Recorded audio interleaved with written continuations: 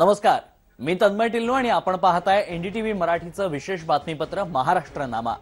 महाराष्ट्र सरकारनं सर्वसामान्यांच्या हितासाठी कोणते निर्णय घेतले, कोणत्या योजना राबवल्या ज्यामुळे राज्याचा चेहरा मोहरा बदलतोय याची माहिती आम्ही तुम्हाला या बातमीपत्रात देणार आहोत। नागपूरच्या अतिरिक्त बुटीबोरी औद्योगिक क्षेत्रात वारी एनर्जीज लिमिटेडच्या वतीनं देशातील सर्वात मोठ्या 10 गिगावॅट एकात्मिक इनगॉट आणि वेफर उत्पादन प्रकल्पाचं भूमिपूजन मुख्यमंत्री देवेंद्र फडणवीसांच्या हस्ते संपन्न झालं। चीन नंतर जगातील सर्वात मोठा ठरणारा हा प्रकल्प 6200 कोटी रुपयांच्या गुंतवणुकीसह 300 एकर जागेवर साकारला जात असून याद्वारे 2000 लोकांना थेट रोजगार मिळणार आहे। विशेष म्हणजे या प्रकल्पानं वीज दरात 9% अधिक कपात अपेक्षित असून एकूण 30,000 कोटींची गुंतवणूक या क्षेत्रात प्रस्तावित आहे। विदर्भातील खनिज संपत्तीचा वापर करून पर्यावरणपूरक औद्योगिक क्रांती घडवण्यासाठी भद्रावती इथं न्यू एरा क्लीनटेक आणि ग्रेटा एनर्जी या 2 हरित पोलाद प्रकल्पांचं भूमिपूजन मुख्यमंत्री देवेंद्र फडणवीस आणि केंद्रीय कोळसा मंत्री जी किशन रेड्डी यांच्या हस्ते उत्साहात पार पडलं। या दोन्ही प्रकल्पांच्या माध्यमातून सुमारे 17,000 कोटी रुपयांची गुंतवणूक होत असून 10,000 तरुणांना रोजगाराच्या संधी उपलब्ध होणार आहेत। कोल गॅसिफिकेशन मोहिमेअंतर्गत देशात मंजूर झालेल्या 7 प्रकल्पांपैकी 4 प्रकल्प एकट्या विदर्भात येत असून यामुळे गडचिरोली चंद्रपूर पट्टा जागतिक स्टील हब म्हणून नावारूपास येतोय। कोळशावर आधारित या अत्याधुनिक तंत्रज्ञानानं प्रदूषणाशिवाय आर्थिक विकासाला मोठी उभारी मिळणार असून महाराष्ट्र 1 ट्रिलियन अर्थव्यवस्थेकडे वेगानं वाटचाल करत असल्याचं मुख्यमंत्र्यांनी यावेळी अधोरेखित केलं।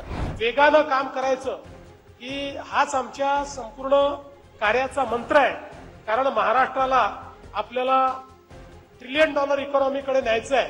मी आत्ताच बजेटमध्ये सांगितलं की जगामध्ये महाराष्ट्र जर देश असता तर जगातली 30वी सर्वात मोठी अर्थव्यवस्था 30th महाराष्ट्र राहिला असता। मुंबईतील गिरणी कामगारांच्या घरांचा प्रश्न मार्गी लावण्यासाठी उपमुख्यमंत्री एकनाथ शिंदेंच्या उपस्थितीत झालेल्या विशेष बैठकीत अनेक दिलासादायक निर्णय घेण्यात आले। पनवेल येथील एमएमआरडीएच्या 7,000 घरांची डागडुजी करून त्यांची तातडीनं लॉटरी काढण्यात येणार असून येथील कामगारांना आता एकूण 3 वर्षांसाठी मेंटेनन्स शुल्कातून सूट मिळणार आहे। मुंबईत एनटीसी मिलच्या जमिनींचा शोध घेऊन तिथं पुनर्विकास करणं, टेक्सटाईल म्युझियमची जागा कमी करून तिथं कामगारांसाठी घरं उभारणं आणि स्वदेशी मिलच्या जागेसाठी म्हाडानं न्यायालयात हस्तक्षेप करणं अशा धोरणात्मक पावलांमुळे गिरणी कामगारांचं घराचं स्वप्न पूर्ण होण्यास मोठी गती मिळणार आहे।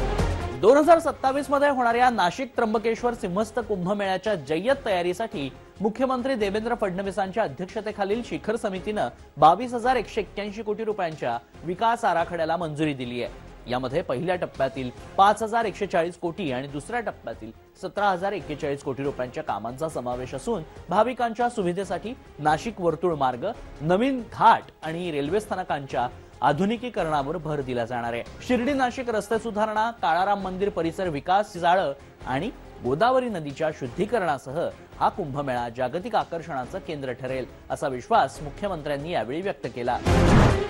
पंतप्रधान नरेंद्र मोदी यांच्या नेतृत्वाखाली केंद्र सरकारनं देशातील अन्नदात्यांच्या आर्थिक सक्षमीकरणासाठी पीएम किसान सन्मान निधी योजनेच्या 22व्या हप्त्याचं यशस्वी वितरण केलंय। या मोहिमेअंतर्गत 9.32 कोटींहून अधिक शेतकऱ्यांच्या खात्यात 18,640 कोटी रुपयांहून अधिक रक्कम थेट हस्तांतरित करण्यात आली। या विशेष कार्यक्रमाला मुख्यमंत्री देवेंद्र फडणवीस आणि उपमुख्यमंत्री एकनाथ शिंदेंनी ऑनलाईन उपस्थिती दर्शवली।